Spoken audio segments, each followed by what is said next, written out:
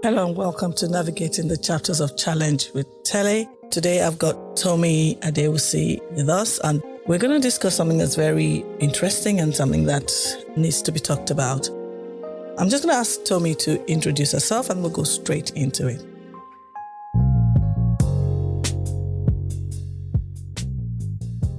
So Tomi, say hello to everybody. Hi everyone. As you have heard, I am Tomi Adewusi, and I'm pretty sure you are guessing, yes. I am Tele's daughter. And yeah, I don't really know how to introduce myself, but I am a 25-year-old evangelist. I think we could say that. A creative writer, singer-songwriter, poet. Yeah. Okay. That's me. And where do you work? I work for an organization called the Message Trust, which is a Christian organization. And essentially, my title would be called a creative evangelist.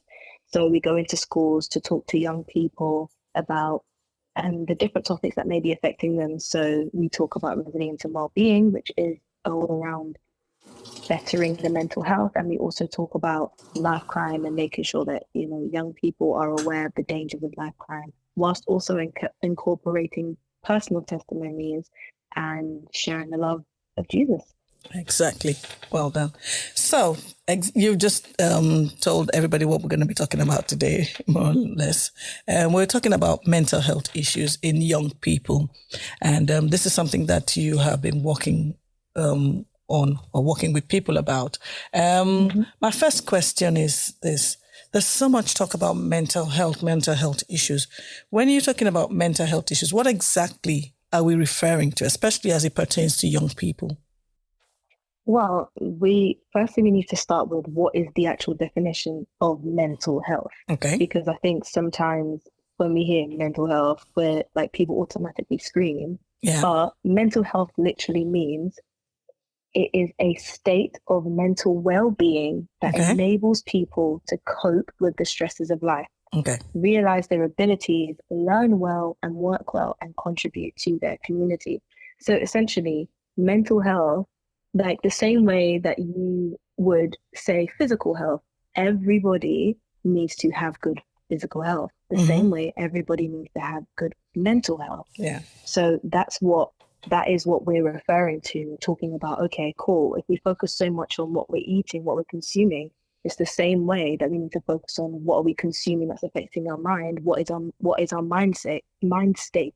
And I think oftentimes when people have referred to mental health in the past, we always kind of go to like the polar opposite and think that, okay, cool, if you're automatically talking about mental health, you're talking about someone who may be dealing with schizophrenia, for example. Yeah. But everybody, because we all have a mind, that means we all need to have good mental health. That means it's something we all need to be aware of, what's actually going on mentally. So it's not something that is neglected.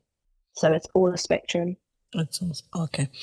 So why do you think that we're talking more about mental health issues in young people these days? Because if you look back like about 10 years ago, it wasn't such a topical issue, but it's become a topical issue now. So why do you think that's the case?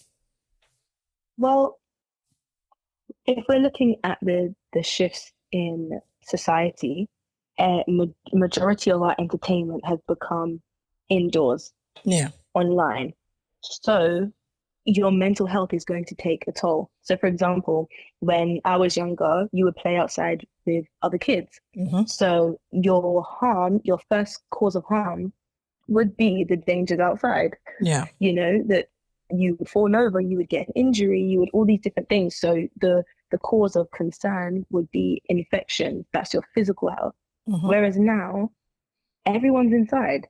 You don't see kids just running outside and playing with their neighbor, all these different things. That's not really a thing. They're playing on their computer. So now the place that is more affected is actually the mind, because that's what we're using more and more often because of the fact that we're inside. So it's definitely more of a big cause of concern. And I think it's more of an issue because of the fact that it's not something that we can see. Yeah. You can't see the brain externally. So you can't see the effects that are happening. Whereas if someone was, for example, again, which it's not as obvious in some cases, but if someone was struggling with, I don't know, body dysmorphia, or someone was struggling with their physical image or their weight, for example, if someone puts on weight, you can physically see that there's been a shift. Or if someone's not sleeping, you can see that there's a shift. Yeah. However, if it's just in the mind, it's a lot harder to see, but there are signs and things that you can pick up on as well. Okay. So would you say that, or would I be correct in saying that COVID may have been like a trigger point, may have triggered this mental health issues in young people because we were all stuck indoors? And I think a lot of people, maybe younger people your age, more or less, were in university at that time and stuck indoors when they should have been going to lectures and stuff like that. So do you think that could have been something that made it more prevalent? What do you think? I wouldn't have called it a trigger that caused mental health issues. Okay. I think it was a trigger that exposed the mental health issues that were already there that were going unaddressed. Okay. I think, for example, like if someone had a heart attack, for example, and they've gone to hospital and they've realized, okay, cool, this is why you've had a heart attack, because your diet has been doing this and this. They haven't noticed the fact that they've gradually been eating these things that are affecting their health until they've had a heart attack. So it was like COVID was like a heart attack to the mind for a lot of people. I like that. Yeah. A heart attack to the mind. I think it made a lot of us sit down and think about so many other things as well. So why do you think then it's important to address mental health issues in young people? Why is that important? Why do we have to talk about it? I think it's important to address mental health across the board. Okay. Every single person, whether young or old, you need to take care of your mind because the mind is the control center of your entire body. Yeah. You can't neglect you can't neglect the thing that's literally running you, essentially. So it's important for everyone. But the reason why young people, I guess, is more of a focus, quote unquote, is because of the fact that when you're younger, there are certain things that can be changed. However, when you get a bit older, it's harder to start making those shifts and changes. The older that you get. So it's better to address these issues when you're younger, so that you can actually put healthy things in place to make sure that people are actually okay. Whereas when you're older, it's not that change can't happen. Change is very much possible, but it's more so the mindset of that person that whether they believe that it's possible, because it's going to take work. Whether you're young, you're old, it's going to take work. But it's about whether the person who needs to do the work is willing, or is knowledgeable enough, or feels safe enough to do so. So what we're always trying to do is create safe spaces for young people to do that. Okay. So I was just wondering, I read this report by a group called Sanctuary Mental Health, and they were saying that mental health issues is more prevalent in women. Is that something you agree with? Oh, I don't know if I agree. In all honesty, I don't know if I agree. I think men are heavily neglected when it comes to mental health issues. Heavily neglected, because if you were to look at the suicide rates of men, it's constantly going up. And I think men have been neglected for too long, too long. Especially in the mental health area. I think the reason why it seems as if women may be dealing with it more is because we may show it more. Okay. We may be expressing the outward, the outward manifestations of what's going on internally. Whereas with a man, they may not deal with it that way. So a lot of the time, right, even when you talk to a guy and you talk to them about like the way they're brought up, the way that the world even talks about men is, don't cry, don't do this, don't do that. So if a man was genuinely struggling, the likelihood that you would see it externally a lot of the times in the way that you think you would see it in a woman, you won't see that. Because again, you can't use the same measuring stick for men and women. Oftentimes men are struggling, but the way that they're showing it, we would class it as, oh, he's just messing around. Oh, he's just being a boy. Oh, he's just being like this. Oh, he's just being like that, until it's not. Oftentimes there's actually something deeper going on, but it's just classed as, oh, he's just being a boy. Oh, he's just being rebellious. Oh, he's just messy. Like, no, like there's actually things going on and conversations need to be had. But sometimes I think society has spent a lot of time and attention on women than it has on men in terms of like emotional mental care. Yes. So, yeah. Okay. And the thing is, a lot of men don't talk about how they're feeling, like you just said. They would just more or less bottle everything up, because I think over the years, men have been told men don't cry. You have to be a big boy. You shouldn't cry, you shouldn't show your emotions. So I think that's part of the reasons why it may seem as if they don't have any issues, when indeed they have lots of issues going on in their minds. What do you think? Exactly. You agree with that? Yeah. That's what I was expressing. If we don't give boys the room to be boys, and it fully express all of their, like, all of what it means to be a boy, how do we then expect to actually see men? Like, when you don't give them the room to be who they are. So, yeah. Okay. You were saying earlier on that it does take work to deal with these mental health issues. But my first question, even before we get to the work stage of it, how do you identify a young person? Because we're dealing specifically on this podcast with young people. How do you identify a young person who has mental health issues that need to be addressed? Oh, firstly, I think the first thing is that I think people just care more. Okay. I think as a society, we've actually, like, in a lot of ways, we've lost the art of caring for people and caring beyond what's comfortable for us. If it's not comfortable for us and it's not convenient for us, we won't care. And I think that's the first issue. The moment you begin to care and you begin to be intrigued beyond what's your comfortability or beyond your quote unquote range, you will realize the signs, because young people want to talk to you. They want to tell you. But the reason why they have a standoff approach is because they've experienced so many people who don't want to listen, who don't want to hear what they have to say. They actually want to talk to somebody, but we don't know how to show love anymore. We've become very selfish, and it's just like, well, okay, cool, not my problem, but it's all our problem. And I think ultimately that's where it is. We have to actually care more. Take the time, have a conversation. You hear a comment that you may think is alarming. Oh, what do you mean by that? Can you tell me a bit more?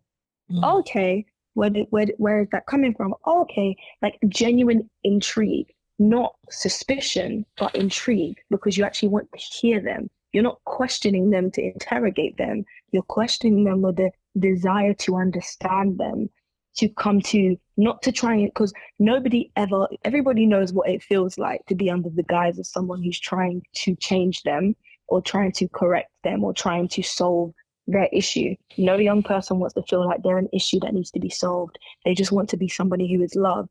And many times you just have to love people out of the state that they're in. But love requires patience.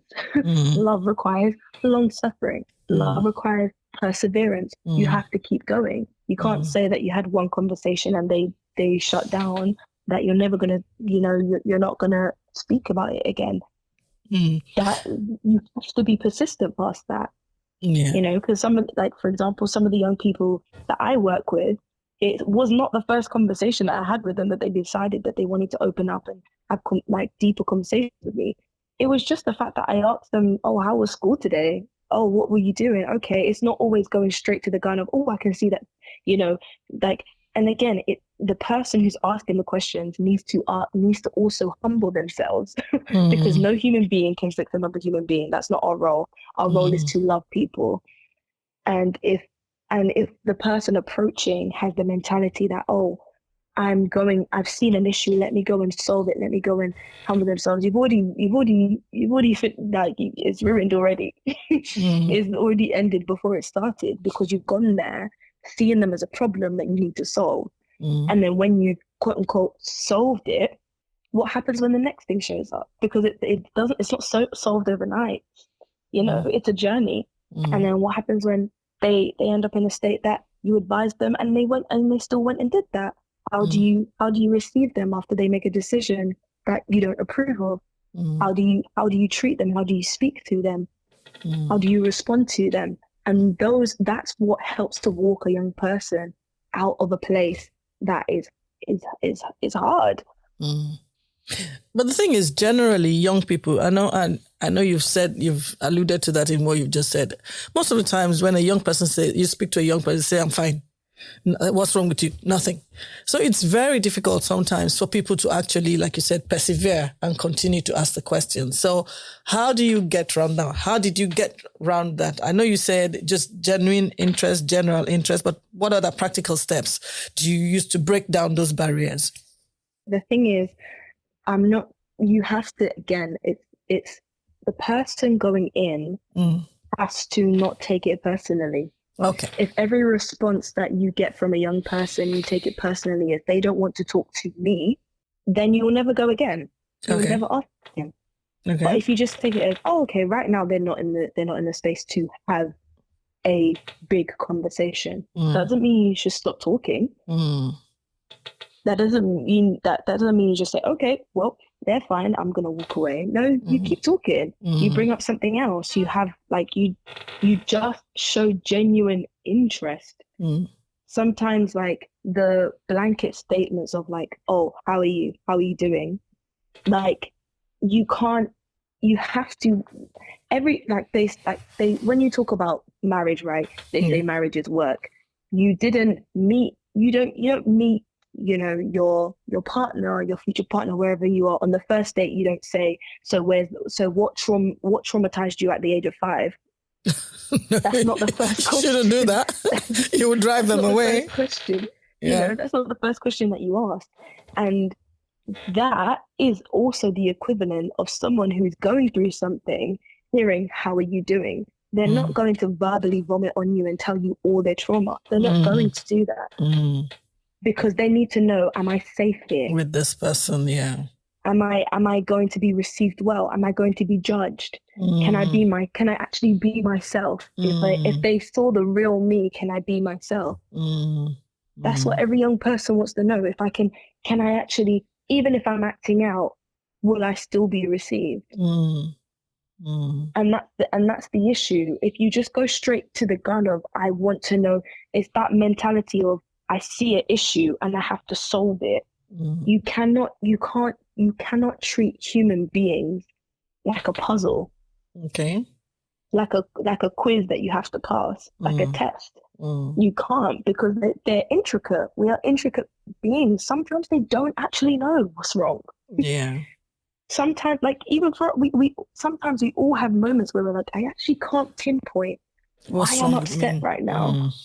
But I need someone to sit with me, to walk with me, to ask me the right questions, to actually be intrigued about my day, because maybe that one thing that they say about my day might actually trigger what's going on for me to then actually make a response and saying, that's what's happening with me. Now I can articulate it. Because it's not every time that you're going through something that you can articulate it. And many times these young people don't have the language. They don't have the language to articulate what's going on, or why they feel the way that they feel, or why they see things the way that they see things. But they want to know that they are seen regardless of what stage they're at. So ultimately, it's not about going in with the perspective of, okay, cool, I see an issue, let them tell me everything right now. Because many times it's the kid that's laughing at you, laughing with you, playing jokes, that's struggling the most. So if you make the presumption that because this person is quiet or they don't want to talk to me, right now, that they're the one with the issue, you're completely neglecting the fact that if you were to have a proper conversation with the other child and care about them, that they would say things that would be red flags for you, and you're going, okay, no, this is something I need to pay attention to. Because every child masks in different ways. Yeah. Everyone really, not just children, everyone masks in different ways. Exactly. So it fundamentally, it's going back to loving people enough. Yeah. Not, like you said, not just young people. Yeah. To love people enough to walk with them through hard things. Yeah. Through hard things. So what are the most common mental health issues with young people? I think depression that comes in various different forms. Okay. Can you explain that? Just like really low self-esteem. Okay. And just like a lack of identity, a lack of purpose. Identity at the crux of it is where a lot of the issues do stem from. Okay. Body image, it still filters into identity in a lot of ways. But I think, yeah, like depression has different forms. Like you can be depressed and you can, be overeating or sleeping roads or dealing with insomnia or self-harming. All these different things could be different facets of it. But I would say the overarching issue for a lot of young people is depression, struggling with depression. Okay. And Stockholm syndrome, I would say. Sorry, what did you say? Stockholm syndrome. What's that? Let me get a proper definition up for you. Okay. So that I don't misrepresent it. Okay. But Stockholm syndrome is a coping mechanism to a captive or abusive situation. People develop positive feelings towards their captors or abusers over time. This condition applies to situations including child abuse, coach-athlete abuse, relationship abuse, and sex trafficking. If a young person, for example, something happened to them at a young age, but their emotions aren't developed enough to actually capture that in the right way, or to translate in the right way of this was bad. Stockholm syndrome is very easy to be like, well, it's okay. Like, oh no, it's fine. Like everything is fine. Or they fall in love with the abuser or the abuse because it's all they know and it feels safe. So how would you identify somebody who was having that kind of syndrome? Because a lay person like myself, who doesn't know much about this kind of things, how would I see somebody and say, this is the signs of Stockholm syndrome? Well, ultimately,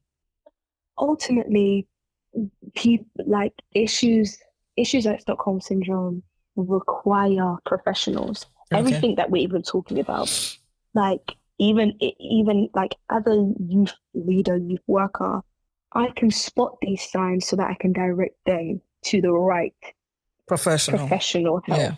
I am not the professional to deal with it, but I can spot the signs of someone is struggling there. So it's not necessarily about going there and naming, oh, that's that. Oh, that's that. It's about spotting the signs of somebody who's crying for help, regardless of what they may be dealing with, because I don't need to know the ins and outs of what they're dealing with. What I need to know is this person okay right now? No. Is what I'm seeing and what they're expressing showing me signs of a situation that could be harmful or dangerous? Yes. That's something to raise up, and that's then when you start to seek professional help, but you build the trust with the young person first and foremost. Okay. So kind of like safeguarding them in a way and leading them to the right path for help, yeah? Yeah? Yeah. Okay. Yeah. Okay. But why do you think a lot of us don't like to talk about the state of our health, of our mental health? Why is it seen as a kind of taboo? Because it's only recently that loads of people are now going to therapy and stuff like that, but still we have loads of people who won't talk about it, or they won't seek help.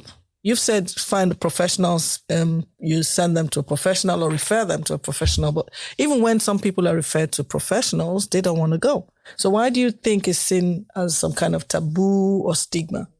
Because people like the devils that they know. Okay. Nobody wants to. People like the devils that they know. Okay. Nobody, no, like, let's be honest, doing the work is hard. Okay. And like I said, people like the devils that they know. I don't like sometimes people like it takes a lot of bravery to get help because if you actually are faced with your issues and you know the extent of how bad you're actually doing, that means you can't ignore it anymore. That means you actually have to do something about it. And the journey is not smooth. The journey can sometimes be long. Sometimes the journey can be years. Some people never leave therapy ever. And sometimes it's pride and shame and just the fact that you're comfortable. You don't want to come out of that because it feels safe there. There's almost a safety in that pain because it's a pain that you recognize. But then to feel a different kind of pain, it's not an easy thing, and it's a very, very, very brave thing to get help. Very brave thing because you're confronting things that some of which you knew were there, but you didn't know to the extent or how it was actually affecting you. Because if people were really faced genuinely with what was affecting them, some people won't make it because it's not easy. Yeah, like you said, it's a lot of hard work to actually, because I from what I understand, in therapy they will dig so deep and bring up things that you probably even didn't know were there or you've forgotten about, and that could also trigger other things as well. So I guess the fear as well. And you mentioned shame, but why do you think shame? Why would you think people are ashamed? What's there to be ashamed of? It's your health, isn't it? There's no need to be ashamed. Should there be shame? Well, everybody, like, it's like the analogy, right, of a pretty glass, for example, right? A pretty mug. It's beautiful on the outside. We clean the outside, but then when you look inside, the tea inside is rotting. Everybody wants to look pretty. Everybody wants to look like they have it all together. Nobody wants to be seen as the person who has a quote unquote issue. Everybody wants to give off this impression that they've got it all together and they're fine and they don't need help. And that's not true. Yeah. We all need help. We all need help. It's funny you said issues. Everyone has issues. There's a podcast I was listening to this morning, and the title of the podcast is We All Have Issues. Oh, I have an issue, something like that. I'm thinking, yes, we all have issues that we're all dealing with. Okay, let's move on to faith and mental health. Can a Christian be depressed? Yes. How? Simply put. Simply put. Okay. Because there is this thing that, I mean, you have faith, God, and with your faith, with God, all things are possible and stuff like that. And we've heard all of that over the years. So it's very difficult sometimes for people to say, oh, I'm a Christian and I'm depressed. But again, can a Christian be depressed? And you've said yes. Expand on that. I think the fundamental issue we have as the church is we don't read our Bible. Fundamentally, that's really? Okay. Fundamentally, that's why would you say that? And I say that's the issue because when we make statements like, "Oh, with God, all things are possible," what's the context of that verse? Okay. What's the situation? Where, what time, like, what are we even talking about? People use that as even a motivational quote. Yeah. Where in the Bible and what story are we talking about? We have to put things in context, number one. Yeah. Or else you're going to encourage yourself wrongly. People often use Jeremiah 29:11, for I know the plans that I have for you, says the Lord. But do you know what the plan was? For them to be sold into slavery. That was the plan for another 70 years. And God told them hey, by the way, all the prophets that are telling you that I'm going to come and rescue you and that this isn't the plan and we're not going to go to slavery, they're all false. But we don't talk about that part. We don't talk about the fact that God's plan was that they were going to be in exile for 70 years, but they will be freed after 70 years. And some of them that were entering that exile for 70 years will probably die in that exile. We don't address that. We just we pick and choose bits to try and soothe ourselves. When that's not what we're called to do. We're called to meditate on the word day and night. We don't do that. We are not spending enough time, because if we actually meditated on the word, we would realize that, oh, okay, maybe that's not the one that I want to use for this this situation right now. Maybe that's not the best that's actually going to encourage me. We have volumes. We have volumes of scripture. We have so much that we can draw from. But even before we get to that, look at the life of Jesus. It says that we have a great high priest who is able to empathize with our situation. So if we even understand that, if we never go through hardships, what is Jesus empathizing with? Now, going back to the question of, can a Christian be depressed? A constant state of being depressed. Now, depending on your mental state, because depending on like your situation, your mental state, it always varies. Some people may go in and out of phases of depression. And then there are some people who actually require medical help, and that is also okay. Because if we take medical help for our physical body, why are we not taking medical help for our mental state? So there are some circumstances where medication is needed, but if we're addressing the ones where medication is not necessarily because again, I don't believe in medication as the first point of call either. When someone is going through particular issues, I don't believe in that either. Okay. But if we're talking about you're in a place where you feel depressed, you are going through that state, we have a great high priest who is able to empathize with your situation. And we have a word that we can anchor ourselves in, that if we meditate on it daily, that's what transforms us. When we bring our mind when we reconcile our mind into the reality of what we've received through Christ, that is what can change us. So that's one thing. And two, who are the people around you? Who are your friends? Who are you telling? Who are you confiding in? Because again, like I said, going back to the whole idea of love, if we learn how to love people will feel safer to journey these situations with one another. Because we were never meant to journey this life alone. But then when we go through hardship, we think, oh, you know what, I just need to tough it out by myself. But that's the very place that the enemy comes for you, in isolation. Exactly. We like to keep things in secret and behind closed doors. That's not where it's going to be dealt with.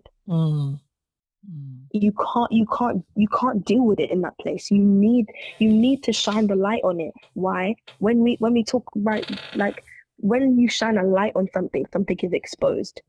Now when it's exposed, it's always a good thing, because when it's exposed in a place that is loving and truthful and honest, it can be dealt with properly. And then when we look at throughout the Bible, the Lord Jesus is always described as the light. I am the light of the world. So then if we're thinking about it in that concept, Jesus, being the light, desires to come into our situation and shine light on these things so that he can deal with them and heal them.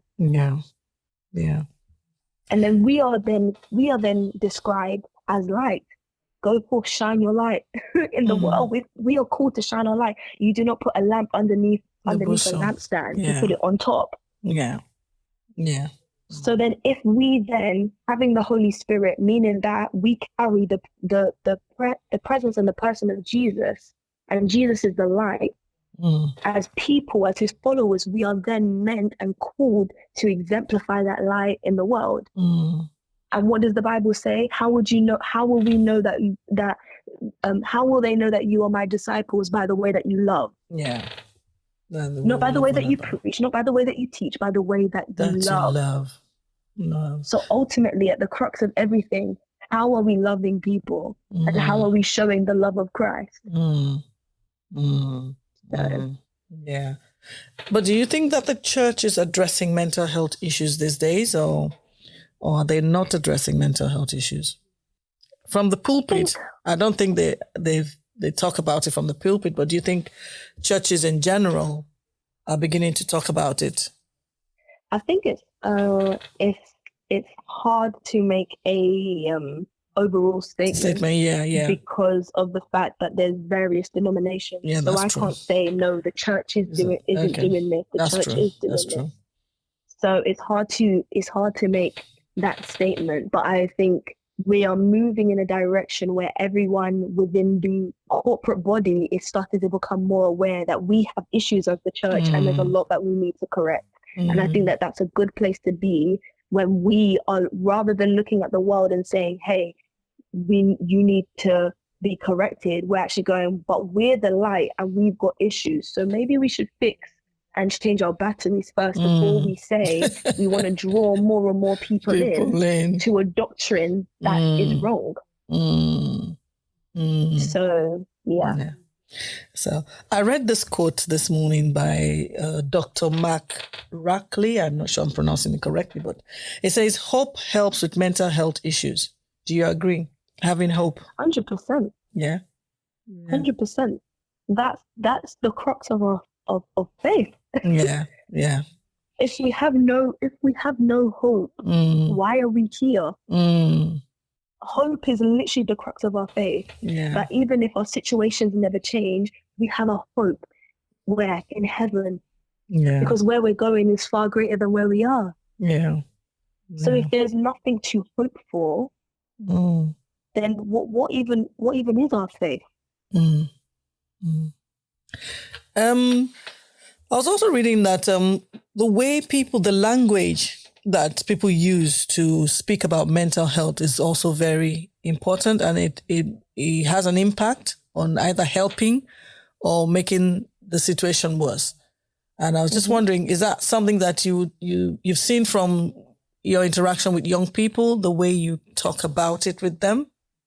Yeah, 100%. In your talks, because you go out to give talks about mental health and stuff like that. So when you're talking to them, what's the impact of that? And how do you speak with them? Well, essentially, people want to know that you're a person too. Okay. So our lessons are less about you have an issue and you need to solve this. We're coming in when we're saying, hey, let's talk about this.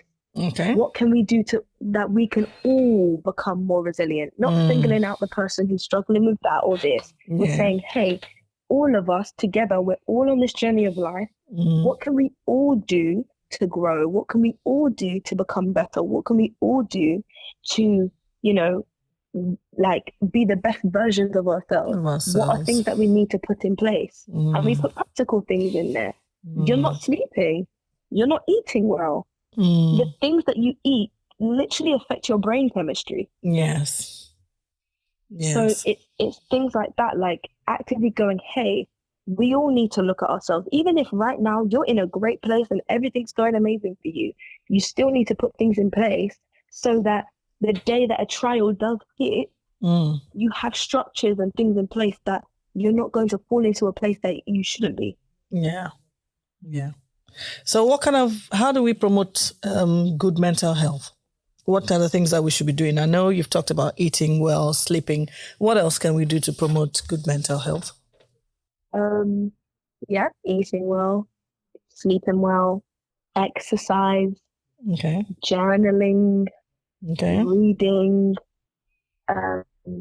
balance, and doing what brings you joy. Okay. Because joy for different people is so it's so diverse. Like it comes in so many different things. Like the thing that might give me joy may not give somebody else joy. And it's not always like the big things of, I need to throw a party. It's like, maybe like I want to buy myself some flowers, or I want to cook myself this meal today, or I want to speak to this person on the phone today. Little things that bring you joy. The little things that bring you joy. You also said balance. What do you mean by balance in this context? When I say balance, I mean like not living on extremes. Okay.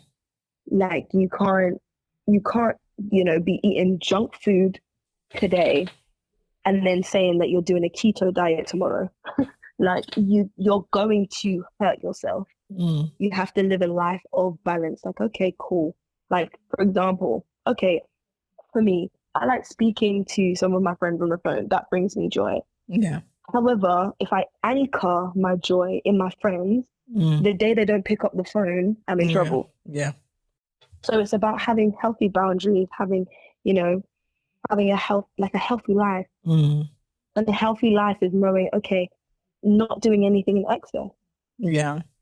Yeah. Okay. We're fast coming to the end of the podcast, but I just wanted us to touch on the fundraising event that you're having soon. So tell us about this and yeah. Yeah. So as a department, we are trying to raise more money so that we can offer our resilience and well lessons to schools for free. Because again, as a Christian organization, we don't really want to charge schools, especially for things. And oftentimes they do love to pay in, but we do want to be able to serve the community in that way. So we this month is actually National Minority Mental Health Awareness Month.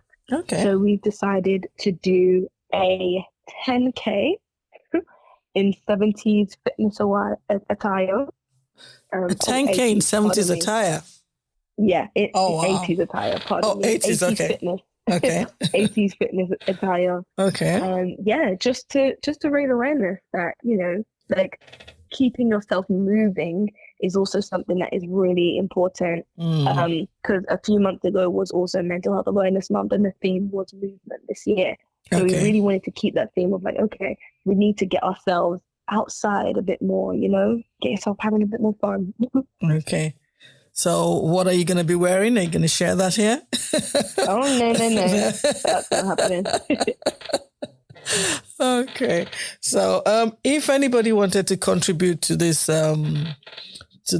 charity event, how do they do that? So we have a Just Giving link that would be available. I can send that to you so that it can be in board bio. Yes. Of this podcast. Yeah, that's literally it. Okay. We always like to end this podcast on a note of hope. Note of hope. Pardon me. Getting all my words mixed up. Yeah. So what would you like to say to somebody out there? If there's anybody out there who's going through some mental health challenges, what would you like to say to people to just encourage them as we end? Fundamentally, every human being desires to know that they are seen, known, and loved. And there is a person who sees, knows you, and loves you more than anybody else in this world ever will, more than yourself, and that is Jesus. Yeah. Try him, trust him, walk with him. It will get better. It will get better. It will get better. So try Jesus, work with him, and it will get better. Thank you so much, Tomi, for coming on. I really, really appreciate this. And all the information for the charity will be put on the podcast. So if you want to please help out, you can contribute to this good event that they're about to do. And thank you so much. And hopefully you come back again to talk about something else with us soon. Yeah, sure. Okay. Thank you, Tomi. Thank you. Bye-bye. Thank you. Bye-bye. Thank you all for listening to Navigating the Chapters of Challenge with Tele today. And hopefully you join us again sometime soon for another episode. And take care and God bless.